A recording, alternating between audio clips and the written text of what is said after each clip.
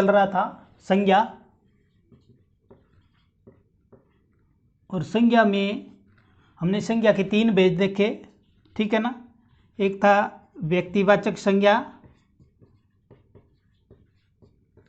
दूसरा था जातिवाचक संज्ञा, और तीसरा था भाववाचक संज्ञा। अगर आपने हमारा पिछले वाला वीडियो नहीं देखा है तो प्लीज़ चैनल की प्लेलिस्ट में जाकर संज्ञा के टॉपिक पे जो पहला वीडियो डाला है वो ज़रूर देखें, क्योंकि वो वीडियो भी महत्वपूर्ण है। जब तक वो वीडियो आप नहीं देखोगे ये वीडियो आपको उतना समझ में नहीं आने वाला, ठीक है। क्योंकि इसके अंतर्गत हम भाववाचक संज्ञा पर चर्चा करने वाले हैं।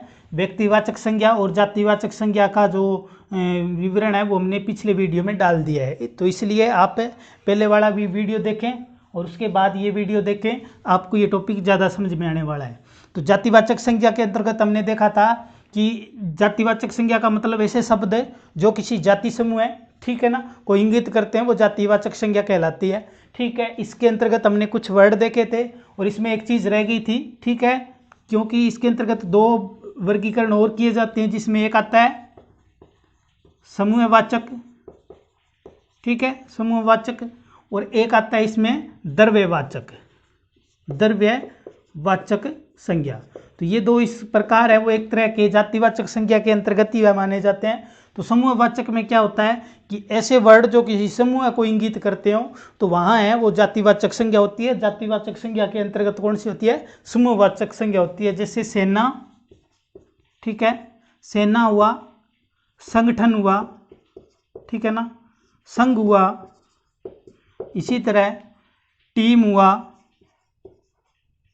इसी तरह कक्षा हुई, इसी तरह पुंज हुआ, ठीक है, श्रृंखला हुई, ठीक है ना, श्रृंखला। ये शब्द क्या है? एक समूह को इंगित करते हैं, ठीक है ना। तो ऐसे वर्ड जो किसी समूह को इंगित करते हो तो वहाँ भी क्या होगी? समूहवाचक संज्ञा होगी, ठीक है ना। इसके अंतर्गत जैसे परिवार है, परिवार भी क्या है? एक समूह को इंगित करता है, तो परिवार अपने आप में क्या है? जातिवाचक संज्ञा के अंतर्गत समूहवाचक है। तो सेना, परिवार, संगठन, संघ, टीम, कक्षा, पुंज, श्रृंखला, ये सारे वर्ड क्या होते हैं? समूहवाचक संज्ञा के अंतर्गत काउंट किए जाते हैं। और द्रव्यवाचक संज्ञा में 2 चीज़ें ध्यान रखनी है आपको समूहवाचक संज्ञा के अंतर्गत। एक चीज, तो द्रव्य का मतलब होता है पदार्थ, द्रव्य का मतलब क्या होता है? पदार्थ। और मोटे रूप में अपने पदार्थ को क्या करते हैं? या तो मापते हैं, ठीक है, या फिर तोलते हैं, ठीक है ना। या तो कहते हैं मापते हैं या फिर तोलते हैं। तो इस तरह आधार पर यहाँ 2 तरह के पदार्थ हो गए। एक तो ऐसे पदार्थ जो मापे जाते हों, ठीक है ना। मापने का मतलब ये होता है जैसे मान लो कि दूध हुआ, ठीक है ना, पानी हुआ, पेट्रोल हुआ, ठीक है, डीजल हुआ, ठीक है ना, घी हुआ, ये जितने भी पदार्थ जो तरल अवस्था के अंदर है ये द्रव्यवाचक संज्ञा के अंतर्गत आते हैं। यानी है तो ये जातिवाचक संज्ञा ही, लेकिन जातिवाचक संज्ञा के अंतर्गत कौन सी है? ये द्रव्यवाचक संज्ञा है, ठीक है। और इसके बाद में जैसे तोलते हैं तो जिसमें जैसे मान लो गुड़ आ गया, चीनी आ गया, ठीक है ना, इसी तरह चावल आ गया, ठीक है, गेहूँ आ गया, ठीक है, ये भी पदार्थ किसके अंतर्गत आते हैं? द्रव्यवाचक संज्ञा के अंतर्गत आते हैं। इसके अलावा जितनी धातुएं होती है जैसे लोहा, ठीक है ना, एल्यूमिनियम, ठीक है ना, सोना, चांदी, ये सारी धातुएं द्रव्यवाचक संज्ञा के अंतर्गत काउंट की जाती है। तो इसमें 3 चीज़ें हो गई, एक तो वो जो पदार्थ मापे या तोले जाते हैं वो, दूसरा जो धातुएं होती है वो सारी क्या होती है? द्रव्यवाचक संज्ञा होती है। जो वर्ड एक समूह को इंगित करते हैं वो समूहवाचक संज्ञा के अंतर्गत आते हैं। दोनों के दोनों होती क्या है? जातिवाचक संज्ञा होती है। तो आज जो हमारी चर्चा का विषय है वो है कि भाववाचक संज्ञा, क्योंकि सबसे महत्वपूर्ण है और यहाँ से एग्जाम में प्रश्न पूछे जाते हैं। तो हम अपने टॉपिक पे चलते हैं, भाववाचक संज्ञा। भाववाचक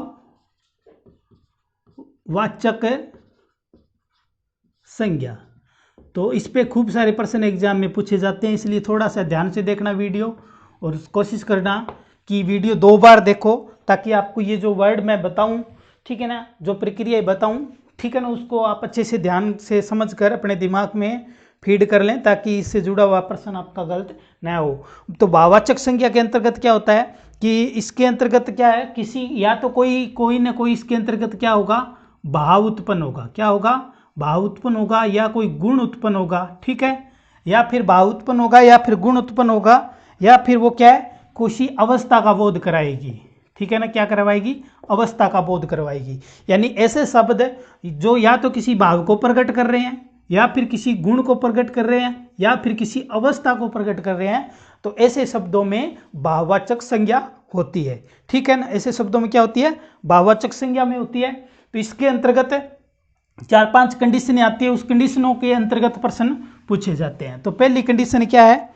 क्योंकि यहाँ जो भाववाचक संज्ञा का जो शब्द बनेगा वो किसी न किसी को रूप में परिवर्तित होते हुए बनेगा। तो इसके अंतर्गत पहला आता है क्या?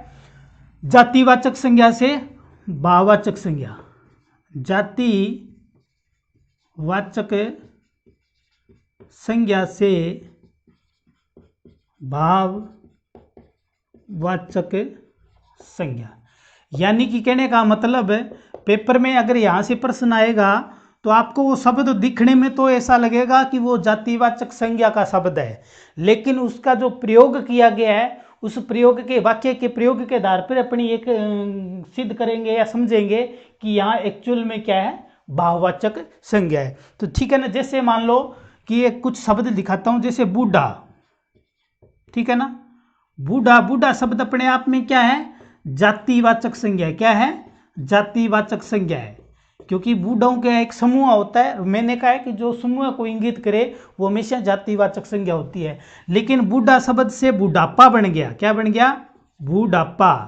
तो इसका मतलब ये क्या हुआ कि ये इसकी एक अवस्था हो गई, ठीक है ना। बुढ़ापा, बूढ़ा अपने आप में एक जातिवाचक संज्ञा है, लेकिन बुढ़ापा है वो इसका भाव है। क्या है? इसका भाव है, ठीक है ना। तो यानी कि जातिवाचक संज्ञा बूढ़ा से ये क्या बन गया? बुढ़ापा बन गया। तो बुढ़ापा अपने आप में क्या है? भाववाचक संज्ञा है। क्या है? भाववाचक संज्ञा। देखना, बूढ़ा है वो जातिवाचक संज्ञा है, लेकिन बुढ़ापा है वो क्या है? भाववाचक संज्ञा। क्यों? क्योंकि बूढ़ा शब्द है उससे बुढ़ापा बना है, यहाँ भाव प्रकट किया जा रहा है। इसी तरह आप उदाहरण देख सकते हो, मनुष्य। मनुष्य, मनुष्य अपने आप में जातिवाचक संज्ञा है। मनुष्य क्या है? अपने आप में जातिवाचक संज्ञा है। और मनुष्य से मनुष्यता बनेगा, ठीक है ना, या मानवता बनेगा, ठीक है ना। मनुष्य की जगह आप ये जैसे मानव भी आ सकता है पेपर में, ठीक है ना। मानव है, मनुष्य जो भी है, तो मनुष्यता बन गया, मनुष्यता। और मानव से क्या बन गया? मानवता, ठीक है। तो ये एक तरह से क्या है? भाव है, ठीक है। तो ये भाव है, तो अपने आप में ये जातिवाचक वर्ड था वो किस में कन्वर्ट हो गया? भाववाचक संज्ञा में। तो ध्यान रखना, अगर मनुष्य अगर पेपर में आता है तो वो अपने आप में जातिवाचक संज्ञा है, लेकिन मनुष्यता कौन सी है? भाववाचक संज्ञा है। तो हम जो पहला प्रकार पढ़ रहे हैं वो क्या है कि जातिवाचक वर्डों से भाववाचक संज्ञा में किस तरह मतलब परिवर्तन होता है उसके तहत पढ़ रहे हैं। तो 2-3 उदाहरण अपने अच्छे से और देख लो। जैसे चोर है, चोर एक मतलब समूह को इंगित करता है, श्रेणी है एक तरह की। लेकिन चोर से क्या है? चोरी जो शब्द है ये अपने आप में भाव है। तो चोरी है वो क्या है? भाववाचक संज्ञा है, और चोर है वो क्या है? जातिवाचक संज्ञा है, ठीक है ना। इसी तरह से आप उदाहरण देख सकते हो वकील का, ठीक है। वकील, वकील एक समूह होता है लोगों का जो वकालत करते हैं। तो वकील अपने आप में जातिवाचक संज्ञा है, लेकिन वकालत क्या है? भाववाचक संज्ञा है। वकालत क्या है? भाववाचक संज्ञा है। इसी तरह आप एक उदाहरण देख सकते हो गुरु, ठीक है ना। गुरु अपने आप में एक जातिवाचक संज्ञा है, लेकिन गौरव, ठीक है ना, गौरव या गुरुत्व जो होगा वो अपने आप में भाववाचक संज्ञा है, ठीक है ना। इसी तरह से उदाहरण देख सकते हो आप भगत का। भगत अपने आप में जातिवाचक संज्ञा है, लेकिन भक्ति अपने आप में क्या है? भाववाचक संज्ञा, क्योंकि यहाँ भाव प्रकट हो गया। भगत जातिवाचक संज्ञा, भक्ति क्या है?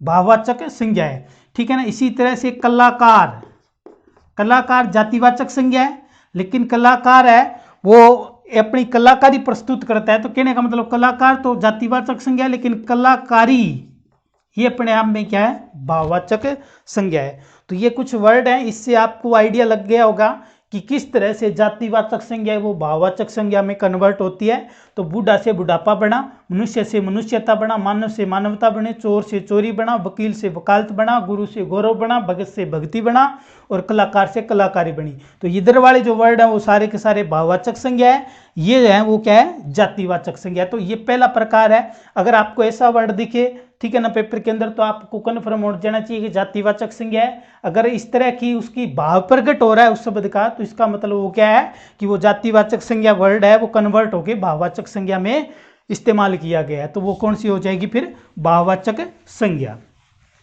तो उसके बाद इसका दूसरा प्रकार देखो, ठीक है ना। दूसरा जो प्रकार है उसके अंतर्गत क्या आता है कि सर्वनाम शब्दों से भाववाचक संज्ञा किस तरह बनती है। शब्द आपको देखने में सर्वनाम जैसा लगेगा, लेकिन वहाँ अगर संज्ञा की बात करें तो संज्ञा कौन सी होगी, भाववाचक संज्ञा होगी। तो यानी कि सर्वनाम से भाववाचक संज्ञा, यानी कि सर्वनाम शब्द से भाववाचक संज्ञा किस तरह बनती है वो देखिए। तो उदाहरण के रूप में देखेंगे तो जैसे सर्वनाम क्या होते हैं, वे शब्द जो संज्ञा के स्थान पर काम आते हैं, ठीक है ना, वे शब्द जो संज्ञा के स्थान पर काम आते हैं सर्वनाम कहलाते हैं। जैसे अपना, ठीक है ना, अपना अपने आप में क्या है, एक सर्वनाम है। अपना अपने आप में क्या है, सर्वनाम है। लेकिन अपनापन ये भाव प्रकट हो गया, ये यहाँ कौन सी हो जाएगी, भाववाचक संज्ञा हो जाएगी। तो अपना सर्वनाम है लेकिन अपनापन क्या है, भाववाचक संज्ञा है। इसी तरह से आप देख सकते हो निज का मतलब होता है अपना, ठीक है, और निज का निजता बन गया, ठीक है ना, तो ये भाव प्रकट हो गया, ठीक है, निजता या निजतव, ठीक है ना, निजतव भी बन जाता है। तो ये सारी की सारी क्या है, भाववाचक संज्ञा है जो सर्वनाम से कन्वर्ट होके आ रही है। इसी तरह आप देख सकते हो मम मतलब वो होता है मेरा, लेकिन ममतव, ठीक है ना, ममतव या ममता, यानी कि ऐसा प्यार जो माता से मिलता है उसको ममतव बोलते हैं या ममता बोलते हैं। तो मम मतलब मेरा है, ममतव अपने आप में एक भाव प्रकट हो गया। तो कहने का मतलब मम अपने आप में क्या है, सर्वनाम है, लेकिन इसका जब जैसे आप एक भाव के रूप में इस्तेमाल करते हो तो वहाँ ये क्या हो जाता है, भाववाचक संज्ञा बन जाती है। तो इस तरह वो क्या है, सर्वनाम से भाववाचक संज्ञा का निर्माण होता है। इसी तरह एक उदाहरण आप और देख सकते हो जिसके अंतर्गत जैसे मान लो पराया, ठीक है ना, पराया अपने आप में क्या है, एक सर्वनाम है, लेकिन परायापन अपने आप में एक भाव प्रकट हो गया, इसलिए यहाँ क्या होगी, भाववाचक संज्ञा होगी। तो दूसरा जो इसका पोर्शन है वो क्या है, सर्वनाम से भाववाचक संज्ञा में परिवर्तन किस तरह होता है। तो ध्यान रखना, यहाँ से जैसे आपको पेपर में मिलता है कोई मान लो लाइन है, उसमें अपनापन शब्द इस्तेमाल किया गया और अंडरलाइन कर दिया और पूछ लिया बताइए इसमें कौन सी संज्ञा है, तो ध्यान रखना भाव प्रकट हो रहा है तो ये भाववाचक संज्ञा का उदाहरण है, ठीक है। उसके बाद देखते हैं तीसरा प्रकार। तीसरे प्रकार की अगर बात करें तो तीसरे प्रकार में आता है विशेषण के आधार पर या विशेषण से भाववाचक संज्ञा में परिवर्तन, यानी कि विशेषण से भाववाचक संज्ञा में परिवर्तन, ठीक है। इसका मतलब है कि आपको शब्द है वो क्या होगा, विशेषण होगा, लेकिन विशेषण सीधा नया आके किस में आएगा, भाववाचक संज्ञा के रूप में इस्तेमाल किया जाएगा। विशेषण क्या होते हैं, वे शब्द जो किसी, ठीक है ना, संज्ञा सर्वनाम की विशेषता को प्रकट करते हो क्या कहलाते हैं, विशेषण कहलाते हैं। यानी विशेषण अपने आप में विशेषता होगी जो किसी न किसी चीज की विशेषता को प्रकट करेंगे, वो विशेषण कहलाते हैं। तो विशेषण के अंदर क्या होता है, जैसे मान लो आप उदाहरण ले सकते हो लाल विशेषण है किसी, लाल अपने आप में क्या है, विशेषण है, लेकिन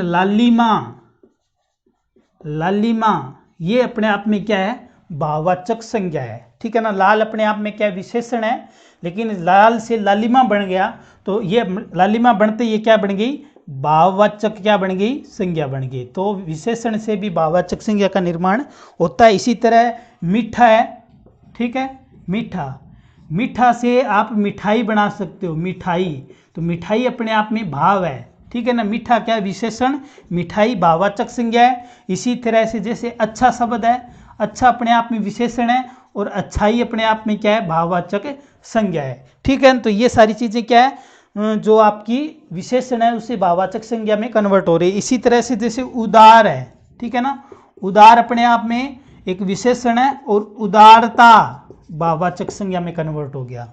ठीक है, इसी तरह आप देख सकते हो वीर और वीरता।